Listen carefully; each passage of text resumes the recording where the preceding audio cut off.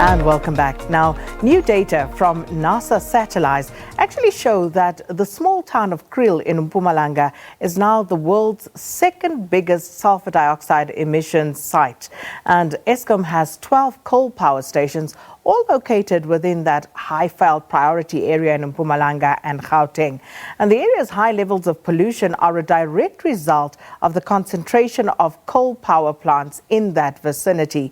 And to talk to us more about this, I'm joined here in studio by Albi Modise, who is the spokesperson for the Department of Environmental Affairs, Forestry and Fisheries. Thanks so much for your time this morning. Thank you. Good morning. So you've had some time to digest this information since it first came to light. So the department's view on the results of what these satellite images show? Look, I think, Sakina, it's fair to say that we will not in any way bury our head and say there is no such levels of pollution. Of course, there is a challenge of pollution. One of the reasons why that particular area has been declared a priority area was primarily because of that particular realization that there is a need for us to monitor, but also to come up with interventions to reduce levels of emissions in the area concerned. But of course, we continue to work closely with Eskom through the Department of Public Enterprises. We work as well with the Ministry of Minerals and Energy, primarily because the whole issue about pollution in that area, it's intertwined with the energy mix and the energy security of the country, while at the same time through the Ministry of Public Enterprises, them being shareholders on behalf of government in Eskom. But we do all of those things mindful of our responsibility as the Department of protecting the environment, while at the same time allowing the economy to grow. So, and we'll come to that aspect in a little bit because, you know, it's not an easy trade-off, and we'll speak to that in a little while. But firstly, when we look at what the situation is right now, the old adage comes to mind, prevention is better than cure, because the reason why Kriel is facing this particular situation is simply because companies have been violating the acceptable and legislated requirements. And why was that not monitored? So, Sakina, one of the things that happened post-94 was that government came up with environmental laws that are aligned to the constitutional requirements. Part of the National Environment Management Act is the Air Quality Act, which ushered in a totally new regime of air quality management.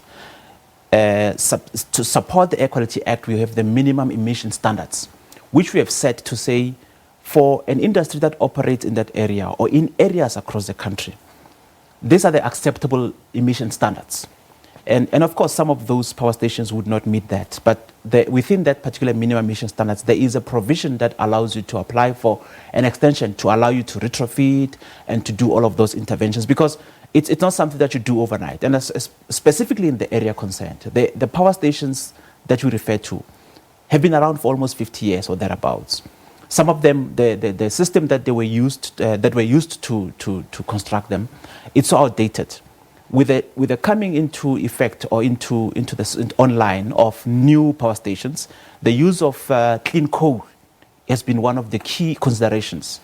And all of that is done primarily because we realize the fact that over the years, those old power stations that we've relied on for energy have continued to threaten the lives and the health of South Africans. And we continue to do all of those things primarily with a view to ensure that going forward, all energy interventions that we're going to come up with as embraced in the integrated resource plan would primarily address the issue of clean energy, but also begin to cut down on the emissions in the areas where there could have been a lot of pollution resulting from energy generation. Which is all good and well, Mr. Modise, but that is what you should have done to begin with. Why were people allowed to get away with violating and actually getting these levels of emissions out in the first place? Shouldn't that have been more closely monitored? Shouldn't the department have exercised its oversight role more effectively in making sure that we do not see the levels of pollution that has now put Kriel in that unenviable position that it is number 2 in the entire world when it comes to this unacceptable quality of air that people have to breathe in that town? Look, let me start by saying that we remain concerned about the lives of the communities in that particular vicinity. So we don't want to come across as if we do not care. But it's also fair to say that we can easily close down those power stations.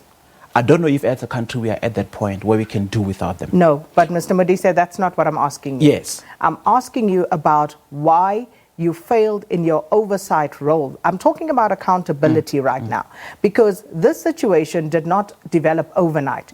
This obviously has been a process whereby there were a series of violations over time where companies were not kept in check, and therefore they were allowed to go rogue, and people who live in that town are now paying. They are suffering the consequences of your lack of oversight. Look, Sakina, I spoke about legislative instruments at the beginning. I spoke about the Air Quality Act. I spoke about regulations like, for example, minimum emission standards. All of those are, and the declaration of the high priority area.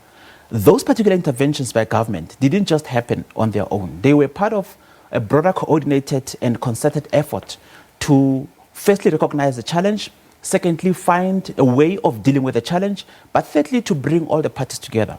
I need to also reflect on that and say, when delivering the budget vote for the Department of Environmental Affairs, Minister Barbara Kriel raised concerns about the quality of air in the area. And in her speech, she said, the time has come for all of us to work together with the stakeholders, with private sector, with NGOs, to address the issue of air quality in that area. Because it's not a simple exercise, Sakina, of you switch off electricity in that area. No, but Mr. Modise, you're still not answering the question, because you speak as though this legislation came with Barbara Kriel, who, by the way, was appointed just the other day in this sixth administration. The regulations have been there. Absolutely. Have they been enforced? They've been enforced. I mean, when I speak about minimum emission standards, this is a process that started almost 2 or 3 years ago. And it's an engagement that's been going on with Eskom. It's an engagement that's been going on with other bigger polluters in the country. But I think it's fair to say that, part of the intervention, as proposed, for an example, in the integrated resource plan, is to look at how best we scale up on renewables. And in doing that, reduce the levels of pollution, because we would have to depend less and less on coal-powered energy. And part of the integrated resource plan would also be to, and I think you would have seen in most of the new developments that government has been involved in, low-cost houses and all of that, the use of renewable energy as part of the source of energy in those households has become part of the energy mix. And then, of course, the issue around coal, of course, continues to concern us, Sakina. I can see you're not convinced, but it's not fair. At all. Not at all, Mr. Modise, because if you say that you actually did what you were supposed to do as a department, can you tell us who is the biggest polluter, who is the main culprit in that area in terms of violating the prescripts of those minimum emissions? Who is the biggest violator, and what has been done about them? What sanction have you imposed on them? Look, I think you spoke about the Eskom power station, and it's an area that continues to concern us. The reason why the minister has written to Minister Mantashe and to Minister Gordon, it's to firstly have a discussion with them to say, in light of the challenges of air quality in the area, because environmental affairs is monitoring on behalf of government and it's regulated on behalf of government. And in instances where a particular challenge involves other ministries, it's important for us to bring them on board and work with them, primarily with a view to ensure that as we scale up, or as new power stations come online and old power stations are decommissioned, how do we ensure that the new ones firstly they continue to power the economy, but secondly that the pollution levels from those new power stations are controlled, but how and do hence you the use of clean how do you energy. sanction the violators? Because it cannot be that as a department this came as a surprise to you when NASA puts out this information, because surely you are constantly monitoring these emission levels, or aren't you? We are. I mean, Sakina, we've had discussions with Eskom about this particular matter, because at the heart of it is not just only about air quality, it's also about our international obligations in relation to climate change.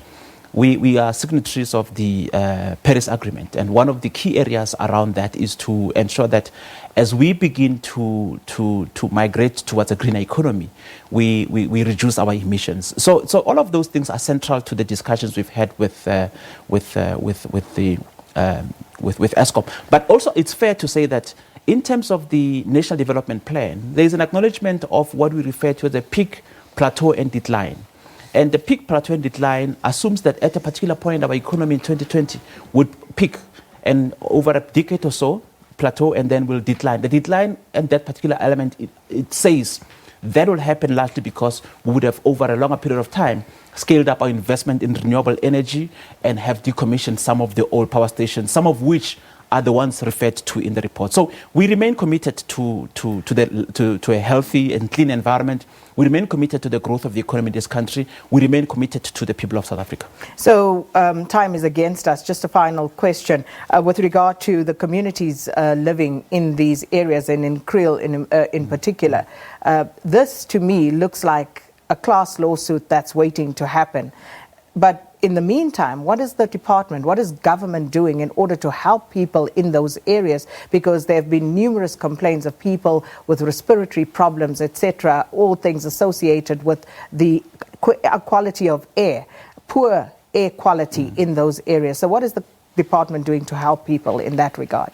Look, you might be aware of the fact that when Minister was appointed, one of the first responsibilities she's had to undertake was to respond to a lawsuit which was championed and led by Greenpeace, among other NGOs. And that particular lawsuit is linked to the quality of air in that area. And that matter is still to appear to be ventilated in the courts. So we would not want to delve much into those details, but I think it's fair to say that we remain committed to a healthy, clean South Africa. We remain committed to a cleaner environment. We remain committed to economic growth.